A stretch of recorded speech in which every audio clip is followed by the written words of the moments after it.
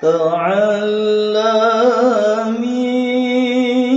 العلم واعمل يا أخي به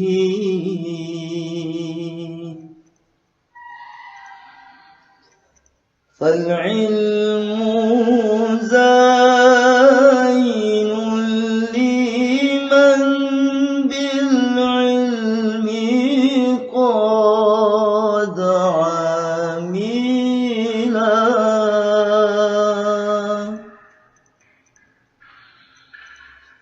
العلم أشرف شيء ناله رجل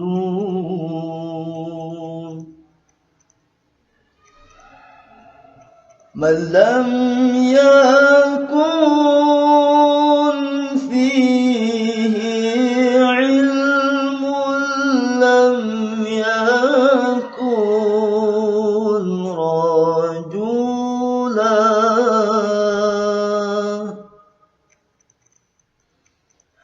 النحو زين الفتى والفقه حليته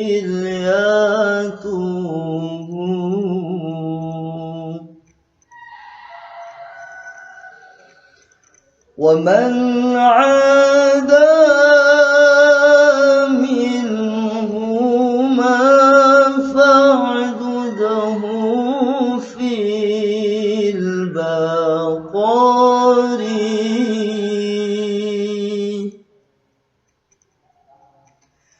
والبلوح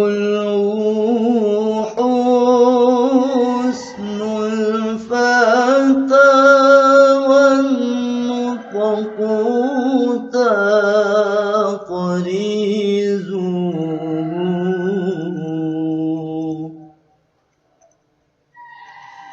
ومن خلا منهما فاعدده في الحمور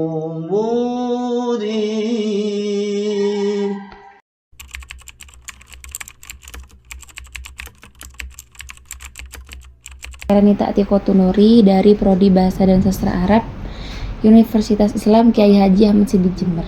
Jadi di sini saya akan bertanya mengenai syair yang biasa dibacakan atau lumrah dibacakan di sekitar Pondok Pesantren Salafiyah Syafi'iyah Sukorejo.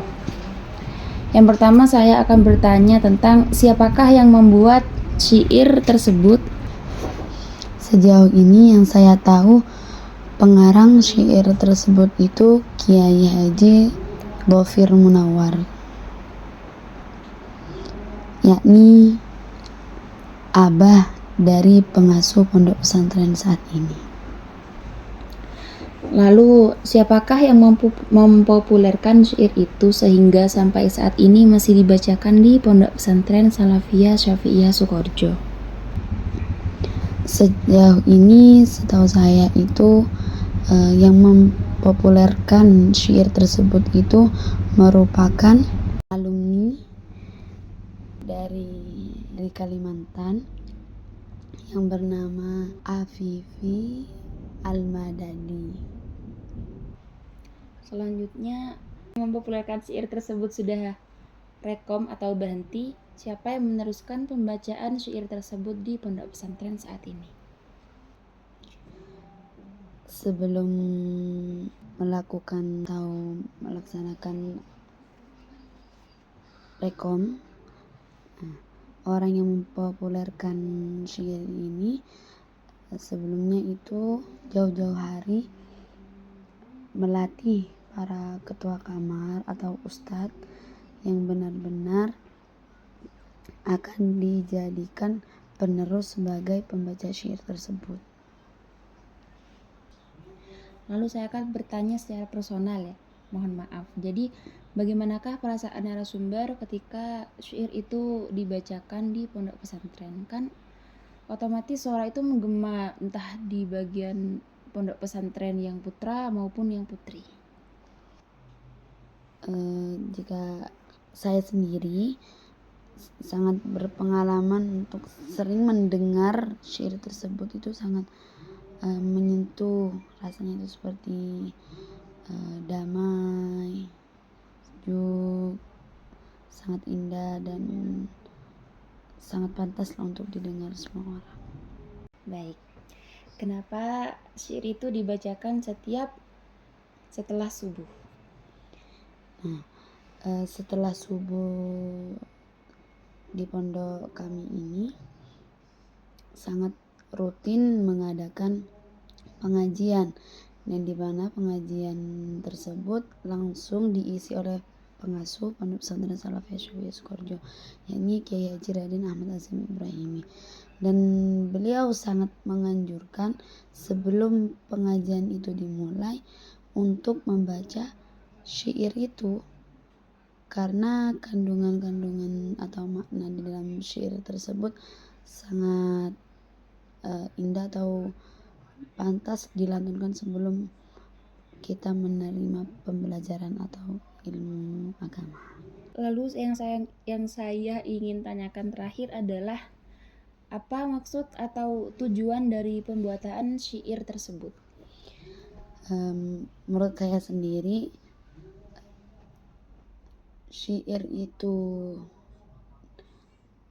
dikarang oleh beliau tidak ada maksud untuk bertujuan yang tidak baik. Artinya syair itu dibuat agar memberitahu tentang apa sih makna ilmu yang sesungguhnya, atau menarik perhatian sang pelajar bagaimana makna ilmu yang sesungguhnya. Seperti itu. Jadi beliau mengarang syair agar lebih menarik perhatian sang pelajar. Baik, terima kasih. Saya ucapkan mohon maaf jika mengganggu narasumber.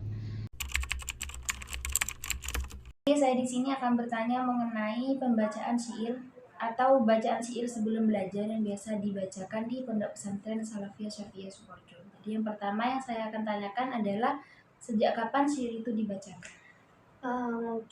Mungkin setelah beberapa hari syair itu diciptakan sama Kiai Dofir, syair itu langsung suruh bacakan kepada santri, karena sejak saya mondok syair itu memang sudah dibacakan, dan syair itu dibaca setelah subuh sebelum mulai belajar atau pengajian. Biasanya syair itu sudah dilantunkan gitu. Lalu siapakah yang mempopulerkan syair itu sehingga sampai saat ini masih dibacakan di Pondok Pesantren Salafiyah Syafiyah Sukoharjo? Nah, setahu saya yang mempopulerkan syair Ta'alamil ini yaitu Ustadz Afifi. Ustadz Afifi ini merupakan vokalis Al-Wijdan, vokalisnya pondok, itu biasanya yang baca. Kalau misalkan yang mempopulerkan itu sudah berhenti atau rekom, kira-kira siapa yang akan meneruskan pembacaan syair tersebut di pesantren hingga saat ini? Nah, setahu saya dulu sebelum saya rekom, syair ini yang membaca itu Daud. Daud itu juga vokalis Al-Wijdan. Nah, biasanya kalau memang bukan Daud, ya vokalis Al-Wijdan yang lainnya atau bagian ketua kamar. Gitu. Orang-orang yang memang dipercaya gitu di masjid ditunjuk gitu. Lalu kira-kira maksud atau motif dari pembuatan syair itu apa? Nah, setahu saya dulu itu pernah diceritakan sama ustadz saya kalau syair ini maksudnya itu menjelaskan tentang bagaimana cara mempelajari ilmu, terus juga mempelajari bagaimana cara mempelajari ilmu balaghah, terus juga bagaimana mempelajari ilmu nahwu, itu setahu saya. Lalu bagaimanakah perasaan narasumber ketika syair itu dilantunkan?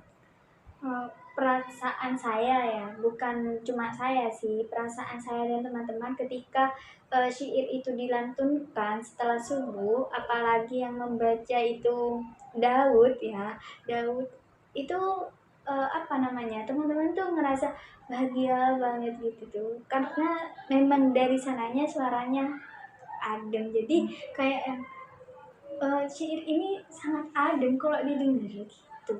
Bisa dikatakan nyentuh gitu lah ya. Iya itu. Terima kasih. Baik, Bismillahirrahmanirrahim. Jadi saya di sini akan mempertanyakan perihal syair yang biasa dibacakan di Pondok Pesantren Salafiyah Syafiyah Sukoharjo. Sebelumnya saya akan memperkenalkan narasumber di sebelah saya.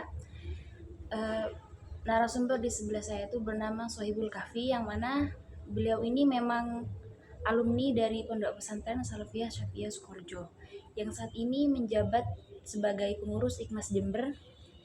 Awal tahun masuk pesantren itu 2017, lalu rekom atau berhenti itu mulai dari 2023. Baik, untuk mempersingkat waktu, yang pertama yang saya akan tanyakan adalah sejak kapan syair itu dibacakan? Oke, baik. Jadi sepengetahuan saya di sini syair itu dibacakan sejak zaman Kyai Haji Raden As'ad Syamsul Arifin, yakni pengasuh Pondok Pesantren Salafiyah Syafiyah Sukoharjo kedua, yang mana itu diciptakan oleh Kyai Haji Dr. Munawar dan dibacakan oleh pengurus takmir yang ada di tempati pengajian tersebut, jelas seperti musola atau masjid. Jadi syair itu dibacakan ketika masa kepemimpinan pengasuh kedua Pondok Pesantren Salafiyah Syafiyah. Dan sejak saya masuk ke Pondok Pesantren itu, yakni 2017, itu sudah syair itu sudah dibacakan. Jadi intinya ya syair itu dibacakan pada masa pengasuh kedua Pondok Pesantren Salafiyah Syafiyah, yakni Haji Raden As'ad Syamsul Arifin. Yang kedua, siapakah yang mempopulerkan syair itu sampai saat ini masih dibacakan? Jadi yang mempopulerkan itu ini saya kemarin ya cerita-cerita sama senior di pondok, dan ternyatanya itu yang pertama yang mempopulerkan itu Ustadz Afifi Al-Madadi, yang mana beliau itu sampai membacakan syair ini dengan membuat video, dan itu sudah menyebar ke mana-mana dalam media sosial. Mungkin seperti itu. Selanjutnya, kalau misal yang mempopulerkan itu sudah berhenti, misalkan kayak Ustadz Afifi Al-Madadi itu sudah berhenti, terus siapa yang akan meneruskan pembacaan syair itu di Pondok Pesantren saat ini? Oke, baik. Jadi ketika seperti itu ya kita lihat dulu tempat pengajiannya. Misal kita tempat pengajiannya itu di musola. Jadi yang meneruskan pembacaan syair tersebut itu dari pengurus takmir musola. Kalau di masjid ya begitu, pengurus takmir masjidnya. Kalau misal di kamar-kamar itu bisa dari ketua kamarnya atau anak kamarnya yang memang di situ sudah ditunjuk oleh ketua kamarnya untuk membacakan syair tersebut ketika akan melaksanakan pengajian kitab apapun itu. Yang keempat, kira-kira dari narasumber sendiri mungkin bisa menjelaskan maksud atau motif dari pembuatan syair itu. Ya, jadi motifnya dari pembuatan syair tersebut itu adalah ya kita itu dituntut untuk mencari ilmu itu dengan hati yang ikhlas. Terus dan juga kita itu diberitahukan tentang adab, tentang mencari ilmu itu seperti apa, dan juga ketika bermasyarakat. Dan lagi juga ya dari syair tersebut itu mengajak kita, dan tujuannya itu ya termasuk untuk semangat mencari ilmu gitu. Jadi ketika kita mendengar atau gimana gitu, kita jadi agak hati kita itu tergerak ya untuk mengikuti pengajian yang ada ketika syair ini dibacakan sebelum pengajian tersebut. Baik, yang terakhir, mohon maaf sebelumnya saya akan bertanya secara personal ya. Ya. Bagaimanakah perasaan narasumber ketika syair itu dibacakan? Ya, kalau perasaan saya sendiri sih gimana ya? Ya pertama sih terharu karena lantunan pembacaan syair tersebut itu apalagi ketika yang membacakan tuh suaranya merdu dan sangat terharu, terus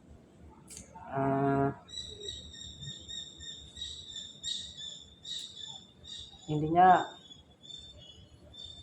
sampai membawa suasana itu bisa apa ya, dalam mencari ilmu tuh bisa khusyuk gitu. Dan untuk para santri mungkin ya tidak luput juga seperti itu, dan juga bisa untuk mengamalkan ilmu yang sudah didapatkan dari yang kita cari waktu pengajian tersebut. Baik, terima kasih atas waktu narasumber. Kurang lebihnya mohon maaf. Oke teman-teman, terima kasih sudah menonton videonya.